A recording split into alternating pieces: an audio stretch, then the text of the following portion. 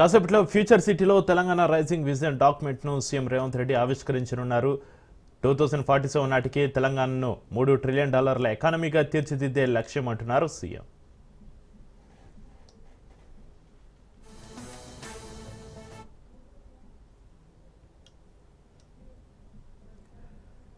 Breaking news చూస్తున్నాం. కాసేపట్లో future సిటీలో తెలంగాణ రైజింగ్ విజన్ డాక్యుమెంట్ ను సీఎం రేవంత్ రెడ్డి ఆవిష్కరించనున్నారు. 2047 నాటికి తెలంగాణను $3 ట్రిలియన్ ఎకానమీగా తీర్చిదిద్దే లక్ష్యం అంటున్నారు సీఎం.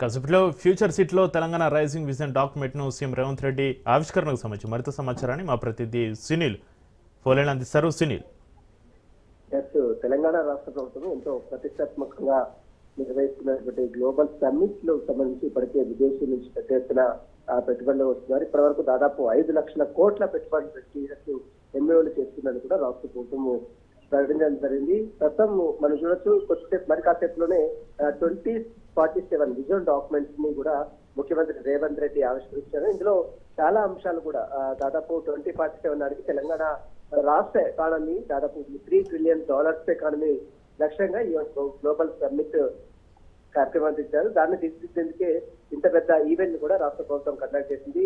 రాష్ట్ర అభివృద్ధి పరుగులు పెట్టేందుకు ఒక రోడ్ మ్యాప్ ను కూడా ఈ యొక్క విజన్ 2047 లో రూపొందించడం జరిగింది. నేటి అవసరాలకు తగిన విజన్ తెలంగాణ భవిష్యత్తు దిశ నిర్దేశ చేయనున్నట్లు ఈ విజన్ లో పొందుపరిచే అవకాశం ఉంది. మరోవైపు విజన్ డాక్యుమెంట్ ను తెలుగులో పాటు హిందీ, ఇంగ్లీష్ లో భాషలో కూడా అందరికి అందుబాటులో ఉండే విధంగా పైకి తీసుకురావడం జరుగుతుంది. మరోవైపు స్వతంత్ర భారతం మొదలు దాటినప్పటికీ కూడా తెలంగాణ ఆర్థిక వ్యవస్థలో 6 లక్ష్యాలు చేరుకునేందుకు ఈ యొక్క విజన్ డాక్యుమెంట్ ఏర్పాటు చేసినట్టు కూడా ప్రభుత్వం ప్రకటించింది. 2047 నాటికి దేశ జీడిపిలో తెలంగాణ వాటా 10% లక్ష్యంగా, అంటే 10% వెళ్ళాలి. ప్రస్తుతం 5% ఉంది కాబట్టి తెలంగాణ వాటా 10% పెంపొందించే విధంగా ఈ యొక్క గ్లోబల్ సమ్మిట్ కార్యక్రమాన్ని రూపొందిస్తున్నట్టు కూడా విజన్ డాక్యుమెంట్స్ లో పొందుపరచడం జరిగింది. దీంతో పాటు 20 లక్షల కోట్ల ఎకానమీ తో పాటు $3 ట్రిలియన్ పెంచే ప్రణాళికని మొత్తం కూడా ఈ విజన్ డాక్యుమెంట్ లో ప్రణాళికలు సిద్ధం చేసినట్టు కూడా సమాచారం తెలుస్తుంది. దీంతో పాటు ఎస్బీ సహకారంతో ఫాస్ట్ ప్రొడక్టివ్ డెలివరీ సిస్టమ్, అదేవిధంగా ఫీల్డ్ విభాగం డాక్యుమెంట్ తయారీకి సంబంధించిన విషయాలపై కూడా ఈ యొక్క విజన్ డాక్యుమెంట్ లో పొందుపడుతుంది. నైపుణ్యం, అభివృద్ధి, ఉపాధి, మహిళా సాధికారత, ఉమెన్ ఎంపవర్మెంట్ తో పాటు పర్యావరణ సుస్థిరతపై కూడా ప్రజల దృష్టి సారించాలనే అంశం కూడా ఈ విజన్ డాక్యుమెంట్ లో పొందుపడుతుంది. దీంతో పాటు మెరుగైన జీవన ప్రమాణాలు, నెట్ జీరో లక్ష్యంతో అభివృద్ధి చెందే విధంగా రోడ్ మ్యాప్ ని సిద్ధం చేశారు. ప్రజల ఆశాస్వాస గుండె చెప్పడానికి ప్రస్తుతంగా ఈ యొక్క విజన్ డాక్యుమెంట్స్ చూడాలంటూ కూడా ఆ విజన్ డాక్యుమెంట్ లో పొందుపడుతుంది. వైద్యంతో పాటు విద్యా, ఉపాధి అవకాశాలకు సంబంధించిన విషయాలతో పాటు ప్రజల భద్రతకు సంబంధించిన విషయాలపై కూడా పలు సూచనలు చేస్తూ విజన్ డాక్యుమెంట్ లో పొందుపడుతుంది. 2034 నాటికి ఆర్థిక వ్యవస్థను $1 ట్రిలియన్ తీసుకెళ్లే లక్ష్యంగా ఈ విజన్ డాక్యుమెంట్ ని రూపొందించారు. దీంతో పాటు తెలంగాణ డైనమిక్ గ్రోత్ ఇంజన్ గా అభివృద్ధి చేసే ప్రణాళికను కూడా సిద్ధం చేశారు. రాష్ట్రానికి core urban, peri urban, rural, regional, అంటే క్యూర్ రేర్ అనేటువంటి ఒక విధానం తీసుకువచ్చి ప్రత్యేకంగా అభివృద్ధి చెందాలని ఒక వ్యూహాన్ని రచించి ఆ సంబంధించినటువంటి అంశాలన్నీ కూడా ఈ యొక్క విజన్ డాక్యుమెంట్ లో పొందుపరచండి.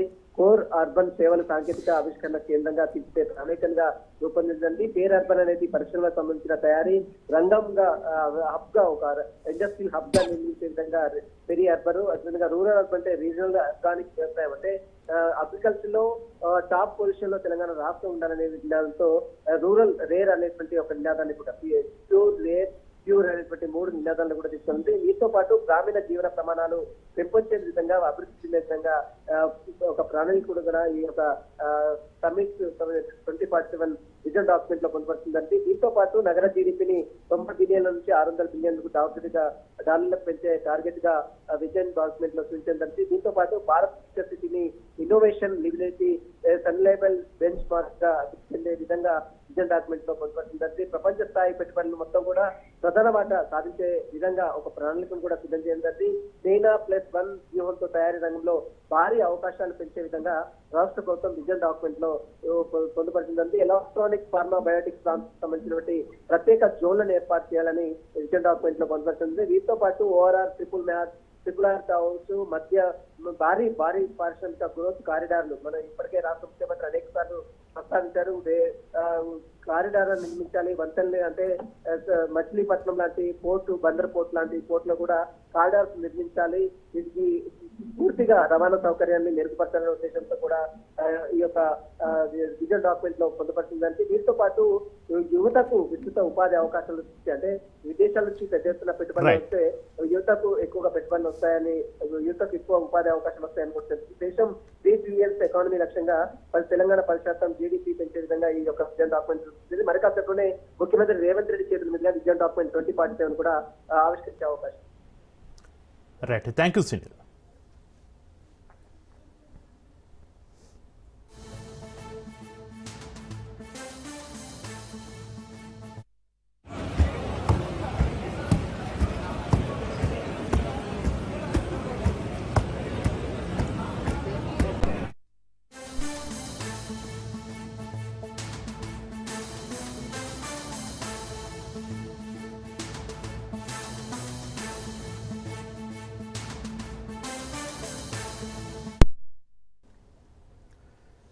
బ్రేకింగ్ న్యూస్ చూస్తున్నాం. మలయాళ నటి భావన పైన జరిగిన లైంగిక దాడి కేసులో నటుడు దిలీప్ నిర్దోషిగా తేలాడు. తన మాజీ భార్య మంజు వారియర్ పోలీసులు తనను నాశనం చేయడానికి కుట్ర పన్నారని ఆరోపించారు. మాజీ భార్య విడాకుల తర్వాత దిలీప్ మరో స్టార్ హీరోయిన్ కావ్య మాధవ్ను పెళ్లి చేసుకున్నారు. మంజు వారియర్ తోటి విడాకుల ముందు దిలీప్ కుమార్ కావ్యతో కొన్నాళ్ల పాటు ఎఫైర్ కొనసాగించినట్లుగా వార్తలు వచ్చాయి. తనతో మంజు వారియర్ తోటి విడిపోవడానికి భావన కారణమని కోపంతోనే ఆమెపైన దిలీప్ లైంగిక దాడి చేయించాడు అనే ఆరోపణలు అప్పట్లో ప్రకంపన సృష్టించాయి. కేసులో మొదట 10 మందిని నిందితులుగా చేర్చగా ఇందులో దిలీప్ను 8వ నిందితుడిగా పోలీసులు చేర్చారు.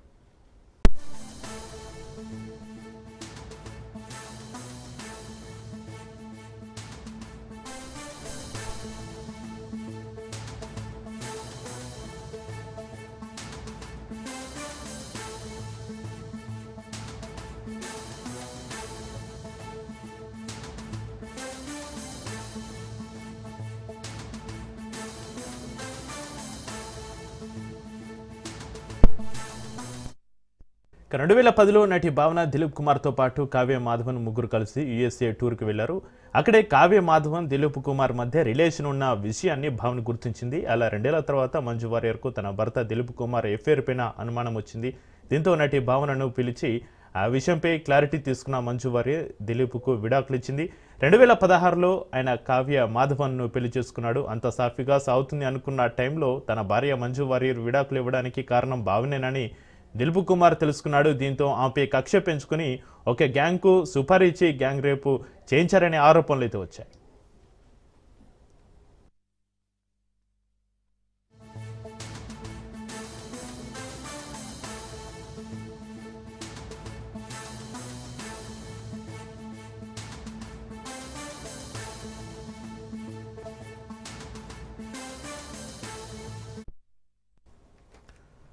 కేరళ నటి అత్యాచారం కేసులో దిలీప్కు ఊరట. దక్షిణాది సినీ ఇండస్ట్రీలో సంచలనంగా మారిన కేసు సంబంధించి మరింత సమాచారాన్ని మా ప్రతినిధి పవన్ లైవ్లో అందిస్తారు. పవన్, మలయాళ నటి భావన పైన జరిగిన లైంగిక దాడి కేసులో నటుడు దిలీప్ నిర్దోషిగా తేలినట్టుగా తెలుస్తుంది. ఈ సంబంధించి మీ దగ్గర ఉన్న అప్డేట్స్ ఏంటి? దానికి చూస్తే కేరళ నటి సంబంధించిన అత్యాచారం కేసులో హీరో దిలీప్కి కోర్టు ఊరట లభించింది. కేసుకు సంబంధించి ఈ నెల 8వ తేదీన కేసును కూడా కొట్టేసింది. అయితే ఈ కేసుకు సంబంధించి మాత్రము పూర్వపరాలన్నీ కూడా కోర్టుల యొక్క వాదనలు కూడా కొనసాగాయి. అయితే దిలీప్ దీనికి సంబంధించి కేసులో ఊరట లభించిన దాని తర్వాత మిగతా నిందితులంతా కూడా కోర్టు యొక్క వారిని దోషులుగా నిర్ధారించింది. మరోవైపు చూస్తే దిలీప్ సంబంధించి మాత్రము తాను కేసులో బాధితుడు మాత్రమే, తాను దోషిని కాదని చెప్పి కూడా ప్రధానంగా అదొక స్టేట్మెంట్ కూడా ఇచ్చారు. అంతేకాకుండా పోలీసుల పైన యొక్క మాజీ భార్య కూడా చాలా ఆగ్రహం వ్యక్తం చేసింది. తన కెరీర్ కూడా పూర్తిగా నాశనం కావడానికి పోలీసులే కారణం అని చెప్పి కూడా ప్రధానంగా ఆయన మాజీ భార్య కూడా దీనిపైన ఆగ్రహం వ్యక్తం చేసిన పరిస్థితి చూస్తున్నాము. అంతేకాకుండా కొన్నాళ్ళ క్రితమే కేసుకు సంబంధించి బెయిల్ పైన దిలీప్ బయటకు వచ్చిన దాని తర్వాత ఈ కేసులో పూర్తిగా ఇన్వెస్టిగేషన్ కూడా కొనసాగింది. మరోవైపు చూస్తే మాత్రము ఇండస్ట్రీలో దీనికి సంబంధించి స్టార్డమ్గా ఉన్న దిలీప్ సంబంధించిన నేపథ్యంలో పూర్తిగా ఈ యొక్క సినిమాలు కూడా కొన్ని ఆగిపోయిన పరిస్థితి కనిపిస్తుంది. అయితే మాజీ భార్య మాత్రము అంటే ఈ యొక్క భావనకు సంబంధించి ఇద్దరి మధ్య రిలేషన్ ఉంది అనేది మాత్రం ప్రధానంగా కొన్ని రోజుల నుంచి కూడా గొడవ జరిగి ఇద్దరు కూడా విడాకులు తీసుకున్నారు. మొత్తానికి కోర్టులో మాత్రము దిలీప్కి ఊరట లభించింది అనేది మాత్రం చాలా క్లియర్గా ఉంది. మరోవైపు ఈ యొక్క మిగతా సంబంధించిన నిందితుల పట్ల చూస్తే మాత్రం శిక్ష ఖరారు చేసే అవకాశం కూడా ఉంది. ఎందుకంటే వారందరినీ కూడా ఇప్పటికే దోషులుగా తేల్చిన నేపథ్యంలో ఇందులో ఎవరెవరి పాత్ర ఏ విధంగా ఉందనే దానిపైన కూడా కోర్టు యొక్క ఆధారాలన్నీ కూడా సేకరించిన నేపథ్యంలో వాటిపైన కూడా తనిఖీ అంటే దానిపైన దర్యాప్తు చేసిన నేపథ్యంలో వీరందరినీ కూడా దోషులుగా తేల్చింది. మరోవైపు కేసుకు సంబంధించి మాత్రము దిలీప్ ప్రజెంట్ మాత్రము తను బాధితుడే అని మాత్రం చెప్పుకొస్తున్నాడు. Right, thank you Pavan. తమిళనాడులో దీపం చుచ్చు రాజుకుంటుంది. తిరుపరకుండ్రంలో ఉధృత వాతావరణం నెలకొంది. కొండపైనే దీపం వెలిగించాలంటున్నాయి హిందూ సంఘాలు. అయితే పిల్లారి ఆలయంలో వెలిగించాలంటుంది స్టాలిన్ సర్కార్. దీంతో వివాదం ఆగడలేదు. నిజానికి ఏటా తిరుపరంకుండ్రం కొండపై కార్తీక దీపం వెలిగించే ఆచారం ఉంది. సుబ్రహ్మణ్యేశ్వర స్వామి దీపం స్తంభం సమీపంలో సికిందర్ దర్గా కూడా ఉంది. కొండపై కార్తీక మహాదీపం వెలిగించకుండా అడ్డుకునే ప్రయత్నం జరుగుతోంది.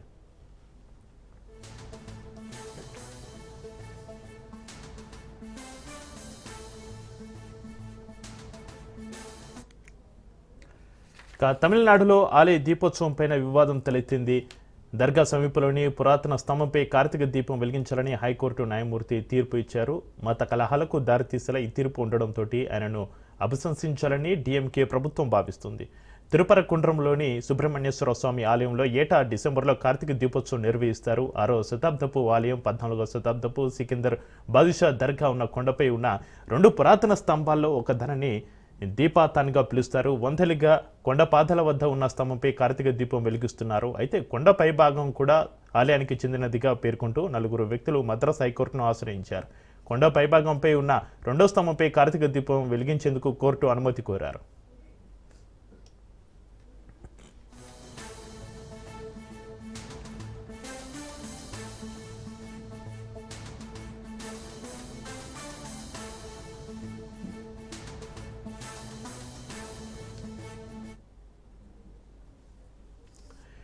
మరోవైపు కొండ పైభాగంలో ఉన్న స్తంభం సమీపంలో దర్గా ఉండడంతో మతపరమైన ఘర్షణలు తలెత్తుతాయని డీఎంకే ప్రభుత్వం హైకోర్టులో వాదించింది. జస్టిస్ స్వామినాథన్ నేతృత్వంలోని డివిజన్ బెంచ్ 2017లో ఇచ్చిన ఆదేశాన్ని ప్రస్తావించింది.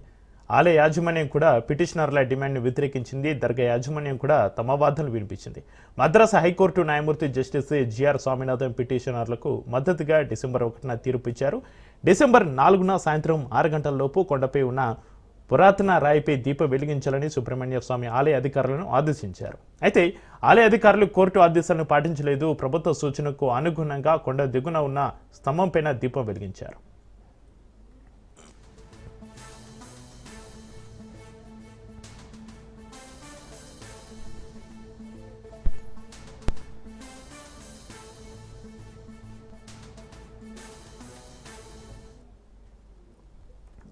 తమిళనాడులో ఎక్కడైనా గుళ్ళు ఉన్న గుట్టల మీద దీపాలు వెలిగించడం ఆనవాయితీ. అరుణాచలం కావచ్చు, మరేదైనా కావచ్చు. అదే సాంప్రదాయం శబరిమలలో కూడా ఉంది. అయితే గుడిలో దీపం వెలిగించుకోవడానికి న్యాయస్థానంలో అంగీకరించినా సరే స్టాలిన్ ప్రభుత్వం అణచివేస్తుంది. గతంలో కేరళలో శబరిమల విషయంలో విజయన్ సర్కార్ కూడా ఇలాగే చేసింది. హిందూ వ్యతిరేక విధానాలతోటి అపఖ్యాతి తెచ్చుకుంది. ఇప్పుడు అదే పంతాల్లో డీఎంకే ప్రభుత్వం ముందుకెళ్తుందని హిందూ సంఘాలు ఫేర్ అవుతున్నాయి. స్టాలిన్ కొడుకు ఏకంగా సనాతన ధర్మం ఒక టైఫాయిడ్ ఒక వైరస్ వ్యాధి అని తీర్మానించేశాడు. ఓ గుడి గుట్టపైన దీపస్తంభం మీద దీపం వెలిగించుకోవడానికి కూడా అక్కడ పోరాడాల్సి వస్తుందని అక్కడ స్థానికులు హిందూ సంఘాలు ఆరోపిస్తున్నాయి.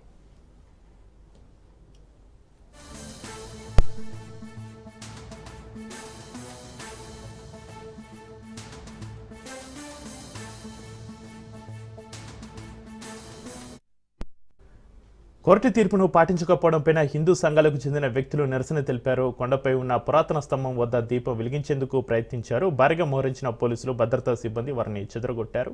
ఈ పరిణామాల నేపథ్యంలోని డిసెంబర్ 11న తమిళనాడు ప్రభుత్వం దాఖలు చేస్తున్న అప్పీల్ను మద్రాసు హైకోర్టుకు చెందిన 2 న్యాయమూర్తుల ధర్మాసనం విచారించింది.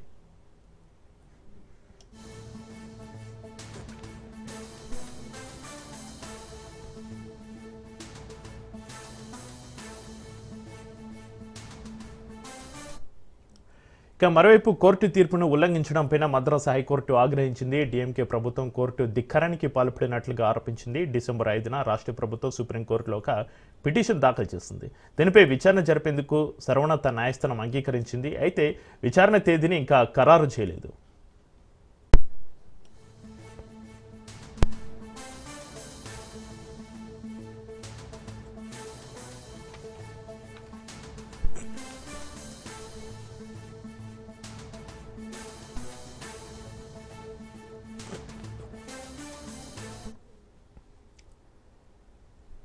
మరోవైపు తమిళనాడులో అసెంబ్లీ ఎన్నికలు సమీపిస్తున్నాయి. రాష్ట్రంలో మత ఘర్షణలు సృష్టించేందుకు బీజేపీ అన్నాడీఎంకే ప్రయత్నిస్తున్నాయని సీఎం స్టాలిన్ ఆరోపించారు. వివాదాస్పద తీర్పు ఇచ్చిన మద్రాసు హైకోర్టు న్యాయమూర్తి జస్టిస్ బిఆర్ స్వామినాథన్ను అభిశంసించాలని డీఎంకే ప్రభుత్వం నిర్ణయించింది. అసెంబ్లీ సమావేశంలో అభిశంసన తీర్మానం ప్రవేశపెట్టనున్నట్లుగా డీఎంకే వర్గాలు చెబుతున్నాయి. ఇక దీనికి సంబంధించి మరింత సమాచారాన్ని మా క్రైమ్ బ్యూరో చీఫ్ మధు లైవ్లో అందిస్తారు. మధు, తమిళనాడులో రాజుకున్న దీపం వివాదం పైన మీ దగ్గర ఉన్న అప్డేట్స్ ఏంటి? మధు, చాలా సున్నితమైనటువంటి విషయం ఇది. ఎందుకనుకుంటే రెండు సంబంధించినటువంటి పూర్తిగా కూడా సున్నితమైనటువంటి విషయం ఏదైతుందో ఇందులో ఏ స్టెప్ కూడా చాలా వేగంగా తీసుకున్నా సరే మరోవైపు నుంచి ఘర్షణ వాతావరణం నెలకొనేటటువంటి అవకాశం. అందులోనూ ఇప్పుడు ఎన్నికల సమయం. సో ఎన్నికల సమయం కాబట్టి ఈ టైంలో ఏదైనా సరే తొందరపాటు చర్య తీసుకుంటే అక్కడ ఉన్నటువంటి లా అండ్ ఆర్డర్ సమస్య వస్తుంది అనేటటువంటి ఒకవైపు ఉంటే అసలు ఏంటి ఈ స్థాయిలో ఇలా ఉండడానికి గల కారణాలు ఏంటి అనేది ఒకసారి మనం పరిశీలిస్తే 6వ శతాబ్దానికి సంబంధించినటువంటి టెంపుల్ అనే ఒకటి, అదేవిధంగా 14వ శతాబ్దానికి సంబంధించినటువంటి దర్గా ఒకటి. సో ఈ రెండు కూడా చాలా నియర్ పక్కనే ఉంటాయి. రెండు కొండలకు సంబంధించినటువంటి పక్కనే కూడా ఒక కొండ మీద వచ్చేసి ఈ దర్గా అనేది ఉండడం, మరో కొండకు నియర్ బై కానీ పక్కగానే చూసుకుంటే మాత్రము ఆలయం ఉండడం, అంటే సుబ్రహ్మణ్యేశ్వర స్వామి ఆలయం ఉండడం. అయితే అక్కడ ప్రతి సంవత్సరం డిసెంబర్ నెలలో అక్కడ కార్తీక దీపం ఏదైతే ఉంటుందో దాన్ని వెలిగిస్తూ ఉంటారు. అది ఇప్పటి నుంచి కాదు, చాలా ఆనవాయితీగా వస్తున్నటువంటి విషయం. సో అలా వస్తున్నటువంటి ఆనవాయితీ ఏదైతే ఉందో అది కొనసాగుతుంది వెళ్ళను కూడా. అయితే ఈ నేపథ్యంలోనే ఆలయానికి సంబంధించి మిగిలినటువంటి కొండ ప్రాంతం ఏదైతే ఉందో అదంతా కూడా ఆలయాన్ని పరిధిలోకే వస్తుంది అనేటటువంటి పిటిషన్ కోర్టులో వేయడంతో పిటిషన్కి సంబంధించి కోర్టులో కూడా వాదనలు జరిగాయి. వాదోపవాదనలు అన్నీ కూడా జరిగిన తర్వాత కోర్టు చాలా క్లియర్గా కూడా ఆదేశాలు ఇచ్చింది. మిగిలినటువంటి ఆ ప్రాంతం ఏదైతే ఉందో అదంతా కూడా ఆలయం పరిధిలోకే వస్తుంది అనేటటువంటి ఆదేశాలు ఇవ్వడంతో అక్కడ ఇంకా వివాదం అనేది కాస్త తలెత్తింది. ఆ వివాదంతో ఎక్కడైనా సరే డిఎంకే పార్టీ ఏదైతే ఉందో ఆ డిఎంకే పార్టీకి సంబంధించినటువంటి నాయకులు అంటే కోర్టు ఇచ్చినటువంటి ఆ తీర్పు ఏదైతే ఉందో ఆ తీర్పుకు సంబంధించి అంటే పూర్తి స్థాయిలో బయటికి కాకపోయినప్పటికీ ఆ తీర్పు వల్ల కూడా ఇబ్బందికరమైనటువంటి వాతావరణం వచ్చే అవకాశం ఉందని అక్కడ ఉన్నటువంటి టెంపుల్కి సంబంధించినటువంటి వారు ఎవరైతే ఉంటారో వాళ్ళని తన పవర్ ఏదైతే ఉంటుందో ఆ పవర్తో కాస్త అణిచివేశారని చెప్పవచ్చు. లేకపోతే వాళ్ళని ఫర్దర్ చర్యలు ఏవైతే ఉంటాయో ఫర్దర్గా చర్యలు తీసుకోకుండా అంటే దీపం వెలిగించేటటువంటి ప్రాసెస్ ఏదైతే ఉంటుందో ఆ ప్రాసెస్ను జరగకుండా చేశారు అనేటటువంటిది కూడా ఉంది. సో ఈ నేపథ్యంలోనే మొత్తం వ్యవహారానికి సంబంధించి కోర్టు ఆదేశాలు ఉన్నా సరే దీపం వెలిగించడంలో అక్కడ ఉన్నటువంటి ప్రభుత్వము చాలా చాప కింద నీరులా పనిచేసింది అనేటటువంటి ఆరోపణలు కూడా ఉన్నాయి. ఎందుకు ఇలా ఉన్నాయంటే ఎలక్షన్ సమయం కాబట్టి ఎలక్షన్ రాబోతున్నటువంటి ఎన్నికల సమయంలో ఈ విధమైనటువంటి వివాదాలు తలెత్తితే తమ పార్టీకి నష్టం కలుగుతుంది అనేటటువంటి ఉద్దేశంతోనే ఈ రకంగా చర్యలు తీసుకున్నట్టుగా తెలుస్తుంది. కానీ ఏదేమైనప్పటికీ కానీ కోర్టు వన్స్ ఆదేశాలు ఇచ్చిన తర్వాత ఖచ్చితంగా ఎవరు కూడా పాటించాల్సిందే. 2017కు సంబంధించినటువంటి కేసు ఏదైతే ఉందో దానికి సంబంధించి కూడా ఇన్ని రోజుల పాటు వాదోపవాదనలు జరిగాయి. కానీ ఆ మొత్తం కొండ ప్రాంతం ఏదైతే ఉందో ఆ కొండ ప్రాంతానికి సంబంధించినటువంటి చోట కార్తీక దీపం వెలిగించేటటువంటి వివాదం, ఆ వివాదానికి సంబంధించి పక్కనే దర్గా కూడా ఉండడంతో ఇది పూర్తిగా కూడా మతాలకు సంబంధించినటువంటి వివాదంగా కూడా మారే అవకాశం ఉంది. అక్కడే ఇప్పుడు పూర్తిగా కూడా అంటే ఈ రెండు కొండలకు సంబంధించి ఒకవైపు దర్గా ఉండడము, ఒకవైపు టెంపుల్ ఉండడము, ఆ టెంపుల్ ప్రాంతానికి సంబంధించినటువంటి అంతా కూడా ఇప్పుడు దర్గా ప్రాంతం ఏదైతే ఉందో అది కూడా ఈ టెంపుల్ పరిధిలోకి వస్తుంది అనేటటువంటి ఆదేశాలు రావడంతో వివాదానికి అయితే దారితీసిందని చెప్పవచ్చు. నెక్స్ట్ ఫర్దర్ ఇన్వెస్టిగేషన్ ఏదైతే ఉంటుందో ఆ వాయిదాలో కోర్టు ఎటువంటి ఆదేశాలు ఇవ్వబోతుంది, ఖచ్చితంగా కూడా కోర్టు ఇవ్వబోయేటటువంటి, ఎందుకంటే ఆల్రెడీ కోర్టు ఆదేశాలు పాటించలేదు. అక్కడ కోర్టు ఆదేశాలను పాటించలేదు కాబట్టి ఎందుకు పాటించలేదు అని అక్కడ ఉన్నటువంటి ఆలయానికి కమిటీ ఎవరైతే వాళ్ళని అడుగుతారో వాళ్ళు కూడా చెప్పేటటువంటి సమాధానం కూడా కీలకం. కాబట్టి ఎవరు కోర్టు ముందు బాధ్యులుగా నిలబడబోతున్నారు అనేది మాత్రం చూడాలి. అయితే మధు, ఒక మతపరమైన ఆచారం పైన కోర్టు ఆదేశాలను అమలు చేయడానికి రాష్ట్ర ప్రభుత్వం నిరాకరించినప్పుడు అది రాజ్యాంగంలోని ఆర్టికల్ 25 మత స్వేచ్ఛని ఉల్లంఘించినట్లు అవుతుందా? ఇక్కడ ఒకటి ఉల్లంఘించడం అనేది ఎక్కడా కూడా మేము ఉల్లంఘిస్తున్నాము అని కూడా డిఎంకే పార్టీ ఎక్కడా కూడా ఒప్పుకోలేదు. అది ఇక్కడ టెక్నికల్గా చూడాల్సి అంటే కోర్టు వరకు వెళ్ళేసరికి ఏమవుతుందంటే ఈ పలానా కొండపైన ఉన్నటువంటి ఆలయం ఏదైతే ఉందో ఆలయ వ్యవహారంలో కోర్టు ఇచ్చినటువంటి ఆదేశాలు ఏవైతే ఉన్నాయో ఆ ఆదేశాలను మేము పాటించడం లేదు అని ఎక్కడా కూడా డిఎంకే పార్టీ ఒప్పుకొని అఫీషియల్గా ప్రకటించింది ఎక్కడ లేదు. అది మెయిన్ అక్కడ లేదు కాబట్టి ఇప్పుడు ఈ వివాదం అంతా కూడా ఒకవేళ అలా ప్రకటించి ఉంటే ఖచ్చితంగా కూడా పార్టీకి సంబంధించినటువంటి డిఎంకే పార్టీకి సంబంధించినటువంటి కీలకమైనటువంటి నాయకులు కోర్టు ముందుకు వెళ్ళి చేతులు కట్టుకొని నిలబడాల్సి ఉంది. కానీ వాళ్ళు అలా కాకుండా పూర్తిగా కూడా చాప కింద నీరులా వ్యవహరించడం అంటారు కదా, అలా వ్యవహరిస్తున్నారు కాబట్టి ఇప్పుడు ఈ వివాదం ఇంతగా దారి తీసిందని చెప్పవచ్చు. ఎక్కడైనా సరే వాళ్ళు వచ్చి ఈ మొత్తం కొండ స్థలం ఏదైతే ఉందో ఇక్కడ దీపం వెలిగించేటటువంటి ప్రాసెస్ ఏదైతే ఉందో ఆ ప్రాసెస్ను ఆపేయాలి అనేటటువంటి ఆర్డర్స్ని ఎక్కడ కూడా పాస్ చేయలేదు. కానీ టెంపుల్కి సంబంధించినటువంటి కమిటీ సభ్యులు ఎవరైతే ఉన్నారో వాళ్ళకు వెనక వైపు నుంచి అంటే షాడో వార్నింగ్స్ అంటారు కదా, షాడో వార్నింగ్స్ లాగా చెప్పడం ద్వారానే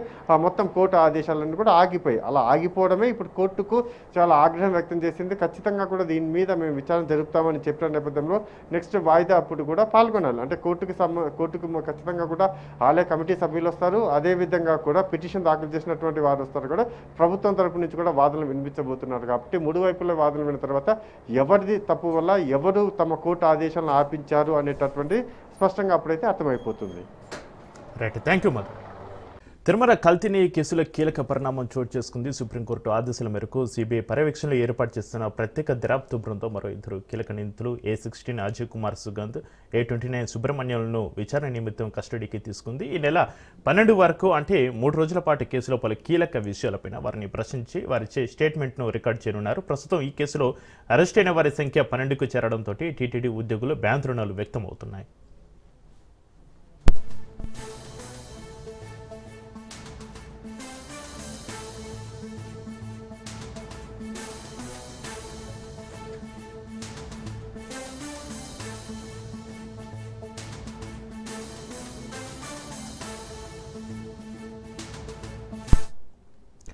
బ్రేకింగ్ చూస్తున్నాం. తిరుమల కల్తీ కేసులో కీలక పరిణామం చోటు చేసుకుంది. సుప్రీంకోర్టు ఆదేశాల మేరకు సిబిఐ పర్యవేక్షణలో ఏర్పాటు చేస్తున్న ప్రత్యేక దర్యాప్తు బృందం మరో ఇద్దరు కీలక నిందితులు A16 అజయ్ కుమార్ సుగంధ్, A29 సుబ్రహ్మణ్యంలను విచారణ నిమిత్తం కస్టడీకి తీసుకుంది. ఈ నెల 12 వరకు అంటే 3 రోజుల పాటు కేసులో పలు కీలక విషయాలపై వారిని ప్రశ్నించి వారిచే స్టేట్మెంట్ను రికార్డ్ చేయనున్నారు. ప్రస్తుతం ఈ కేసులో అరెస్ట్ అయిన వారి సంఖ్య 12కు చేరడంతో టీటీడీ ఉద్యోగులు భయాందోళనలు వ్యక్తమవుతున్నాయి.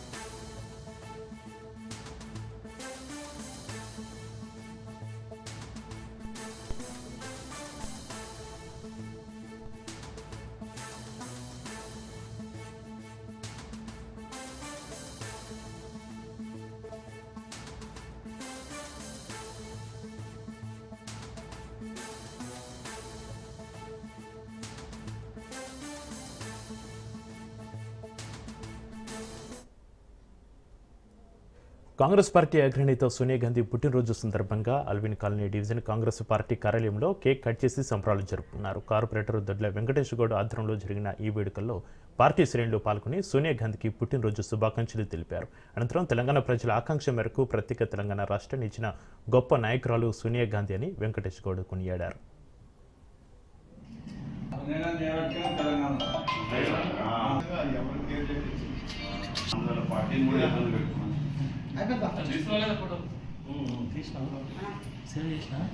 మన ప్రియతమ నాయకురాలు సోనియా గాంధీ గారి 79వ జన్మదిన శుభాకాంక్షలు. ఆమె మన తెలంగాణ ఇచ్చిన తెలంగాణ దేవత ఆమె ఒక లెక్క ప్రకారం. ఎందుకంటే కేసీఆర్ గారు ధర్నా చేసి ఆయన ప్రాణత్యాగం చేయడానికి తయారైనా కానీ ఇచ్చేటోళ్ళు కావాలి కాబట్టి ఆమె ఇచ్చింది కాబట్టి తెలంగాణ వచ్చింది. మనము ఆమెకు ఎప్పుడు మన తెలంగాణ ప్రజలు రుణపడి ఉండాలి, ఆరోగ్యాలతో ఉండాలని కోరుకుంటూ సోనియమ్మకు శుభాకాంక్షలు చెప్తూ జన్మదిన శుభాకాంక్షలు. ఆమె నిండా నూరేళ్లు చల్లగా ఉండాలని కోరుకుంటున్నాను. అంబేద్కర్ కోనసీమ జిల్లా అమలాపురంలో అమలోద్భవి మాత 72వ వార్షికోత్సవ మహోత్సవాలు ఘనంగా జరిగాయి. పట్టణంలోని మహిపాల వారి వీధిలో కేథలిక్ ఆరాధ్య దైవం అమలోద్భవి మాత కొలువే ఉన్నారు.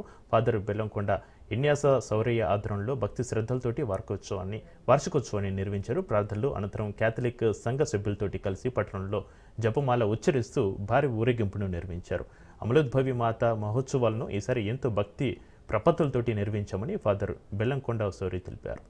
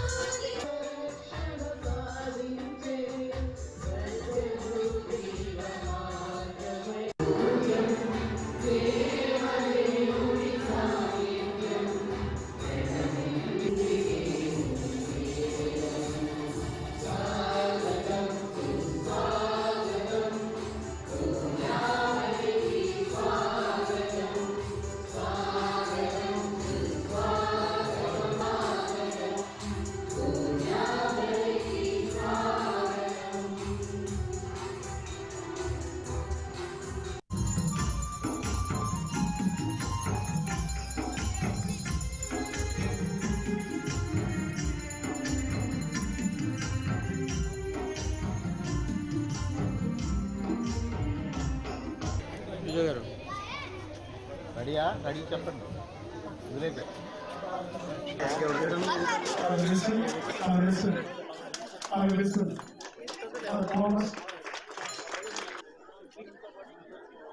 వదలండి.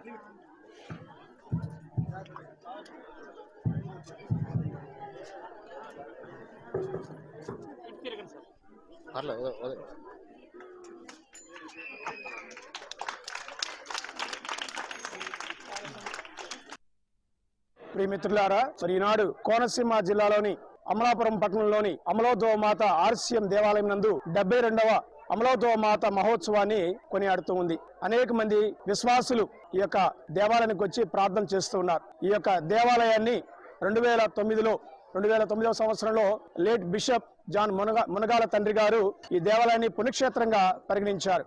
అక్కడి నుండి అనేక అద్భుతాలు మరి విశ్వాసుల జీవితంలో జరుగుతున్నాయి. అనేక మంది క్రైస్తవులు మాత్రమే కాకుండా అదేవిధంగా హిందువులు అన్యులు అందరూ ఇక్కడికి వచ్చి ఈ దేవాలయంలో ప్రార్థన చేసుకోవటం వల్ల దేవుని ఎదుగుతూ దేవుని యొక్క విశ్వాసంలో బలపడుతూ ఉన్నారు. ఈ శుభతరుణంలో మరి ఈరోజు రమారమి 3000 మంది మరి ఈ యొక్క పండుగ దినంలో పాల్గొని దేవుని యొక్క దీవెనలు మరి పొందబోతున్నారు. ఇటువంటి తరుణంలో మరి ఇక్కడ చేసిన మీ అందరికీ కూడా ప్రత్యేకంగా ధన్యవాదాలు తెలియజేసుకుంటూ ఉన్నాను.